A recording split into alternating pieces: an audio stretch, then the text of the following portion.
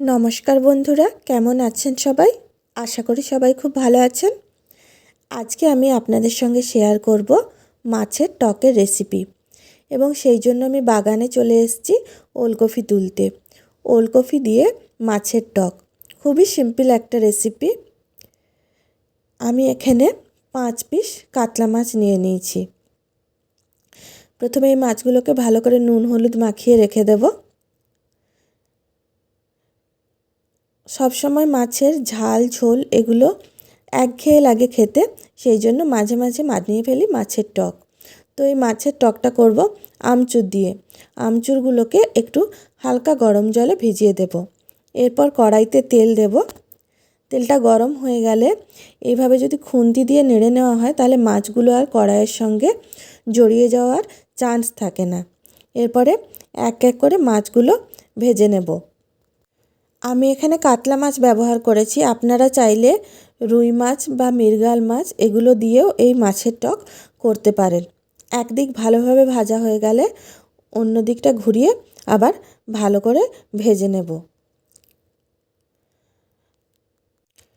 অনেক সময় জ্বর বা সর্দির পরে যখন কিছু খাওয়ার ইচ্ছে থাকে না, এই মাছের টক করলে কিন্তু তখন ভাত খেতে ইচ্ছে করে, মুখের স্বাদটা চেঞ্জ হয় এবং ভাতটাও খেতে ইচ্ছে করে। তখন মাছগুলোকে ভেজে একটা জায়গায় তুলে নেব। আর এই যে এখানে ওলকপিগুলো ডুমো ডুমো করে কেটে নিয়েছি। তো এই ওলকপিগুলোকে অনেকে সেদ্ধ করে নেয়, যেহেতু বাগানের নরম ওলকপি আমি এটাকে একদম তেলের ওপরেই নুন হলুদ দিয়ে ভেজে নেব। মাছ ভাজাতে তেলটা আছে, এতেই একটা শুকনো লঙ্কা দিয়ে দেব এবং হাফ চামচের মতো 5 ফোড়ন দিয়ে দেব। 5 ফোড়ন আর শুকনো লঙ্কা দিয়ে একটু নেড়ে এতে ওলকপিগুলো দিয়ে দেব। ওলকপিগুলো দেওয়ার পরে এতে নুন হলুদ দিয়ে দেব। নুন হলুদ দিয়ে এই ওলকপিগুলো এই তেলেই ভেজে নেব, যাতে ওলকপিটা পুরো সেদ্ধ হয়ে যায়। কারণ আমচুরের জলটা দিয়ে দিলে, টকটা দিয়ে দিলে পরে আর এই ওলকপিটা সেদ্ধ হতে চাইবে না, সেই জন্য ভেজে ভেজে এটাকে সেদ্ধ করে নেব। ওলকপিগুলো ভাজা হয়ে গেছে, এরপর ওই আমচুর ভেজানো জলটা এর মধ্যে দিয়ে দেব। দিয়ে এটা কিছুক্ষণ ফুটতে দেব। এতে আমরা 2টো কাঁচা লঙ্কা অল্প একটু চিড়ে দিয়ে দেব। এতে বেশ সুন্দর একটা ফ্লেভার আসে টকের।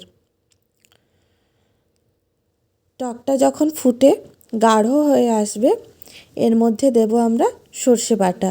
এই টকের মশলা বলতে শুধু সর্ষে বাটাই দেওয়া হবে।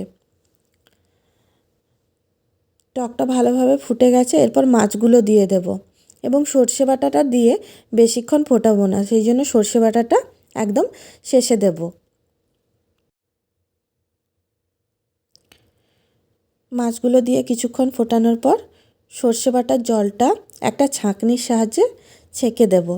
কারণ সর্ষে বাটাটা ছেঁকে দিলে টকটা বেশ পাতলাও হয় এবং সরষার এই খোসাগুলো খাওয়া উচিত নয়, তো সেই জন্য এটাকে ছেঁকেই দিই আমরা।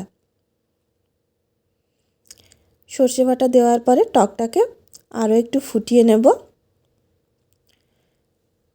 ভালোভাবে ফুটে গেলে শেষে গ্যাস বন্ধ করে একটু কাঁচা সর্ষের তেল এর মধ্যে আমরা দিয়ে দেব। এইবার মাছের টক একদম তৈরি হয়ে গেছে।